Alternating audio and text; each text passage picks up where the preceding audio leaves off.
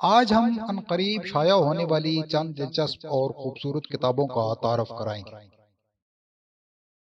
ملاحظہ فرمائیے۔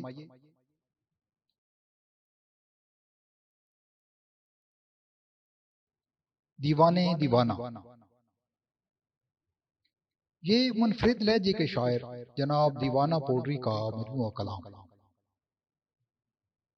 شاعر کا ادبی مقام جاننے کے لیے اتنا کافی ہے کہ حاضرین کے پرزور اصرار پر انہیں مشاعرے کے سب سے آخر میں پڑھوایا جاتا ہے۔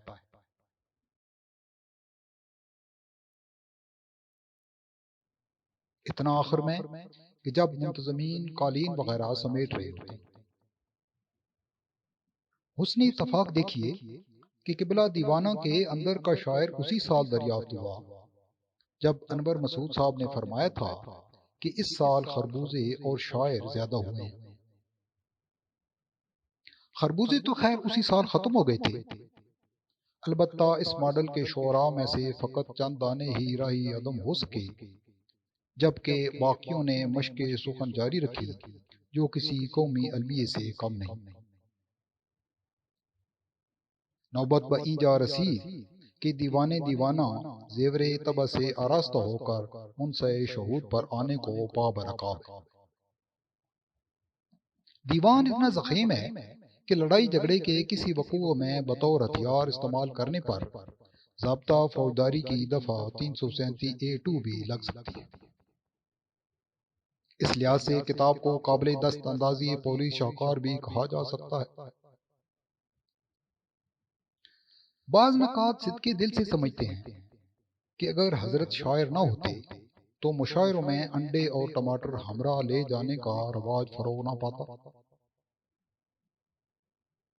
دیوان اپنے وزن کی بنا پر منی بیگ گارنٹی کے ساتھ دستیاب ہوگا، یعنی اگر پسند نہ آئے تو ردی والے کو دینے پر 10-20 ہی کا گھاٹا پڑے گا۔ دیدہ زیب سر ورق جناب پوڈری کی پوڈریوں والے حلیے کی تصویر اور ان کے اس افاقی شعر سے مزین ہے۔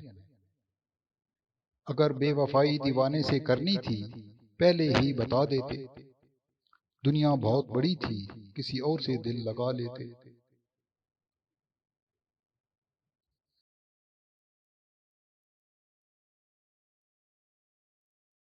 یادداشت نامہ اور خواب نامہ، ان دونوں کتب کا اکٹھا اس لیے ذکر کیا جا رہا ہے کہ نہ صرف عنوانات کے لحاظ سے بوزن شعاب نامہ ہیں، بلکہ دونوں عالم رویا میں لکھی گئی۔ پہلی کتاب ایک ریٹائرڈ بیوروکریٹ جناب LD کے سلمانی اور دوسری ایک ریٹائرڈ جنرل بوٹا گل صاحب کی یادداشتوں پر مشتمل۔ ان کتابوں کے مطالعے سے آپ پر منکشف ہوگا کہ یہ ملک اب تک کیوں قائم ہے۔ مصنفین نے نہایت سادہ انداز میں ہماری تاریخ کے کئی پوشیدہ رازوں سے پردہ اٹھایا ہے کہ کس طرح انہوں نے فی سبیل اللہ متعدد مرتبہ اپنے وقت کے نااہل سول اور فوجی حکمرانوں کو قیمتی مشورے دے دے کر ملک بچایا۔ نیز دوران سروس انہوں نے کیسے کیسے جابر سلطانوں کے سامنے بلا خوف کلمہ حق بلند کیا، کتنی دفعہ اصولی اختلاف پر استعفیٰ ان کے منہ پر دے مارا،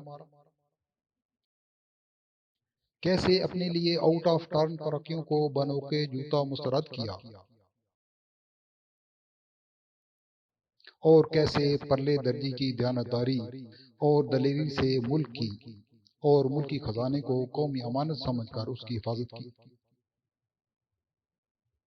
تاہم مصنفین نے اپنی ذاتی تشہیر اور سچ سے ہر ممکن گریز کیا۔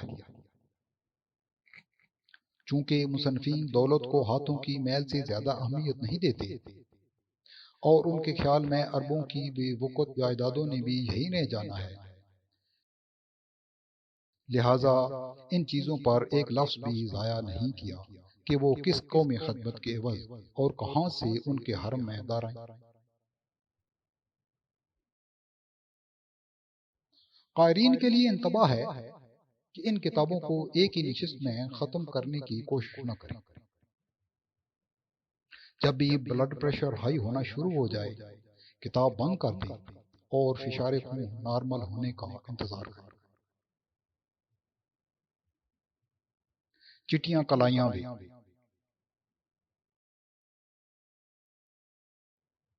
یہ کتاب اور صاحب کتاب بھی مارکیٹ میں آنے کو بے چین ہے۔ حاسدین کے مطابق اگر کتاب کا عنوان چربہ ہے تو کلام بھی سرکہ کے شکوک و شبہات سے بالاتر نہیں، تاہم اسے سرکہ بالجبر نہیں، سرکہ بالرضا کہنا مناسب ہوگا۔ یہ نڈر، بے باک اور خوبصورت شاعرہ منی بدنام کا شعری مجموعہ ہے۔ مجموعہ تو خیر مہربانوں اور قدردانوں کی مشترکہ کاوشوں کا ہے، بلکہ اجتماعیت کی بہترین مثال ہے۔ تاہم کتاب میں شاعر نے واضح طور پر لکھا ہے کہ یہ اس کے ذاتی ہنر کا شاہکار ہے۔ نقاد لاکھ شکوک و شبہات کا اظہار کریں، لیکن ایک بات طے ہے کہ سرے ورق کی شاعری خالصتاً منی بدنام کی اپنی ہے۔ یہاں کی تصویر میں انہوں نے اپنی دودیا کلائیوں پر ادائے ناز سے جھکتے ہوئے ان پر ریشمی زلفیں بکھیر کر اعزا کی ایسی غضب کی شاعری کی ہے کہ اللہ ماں اللہ فی۔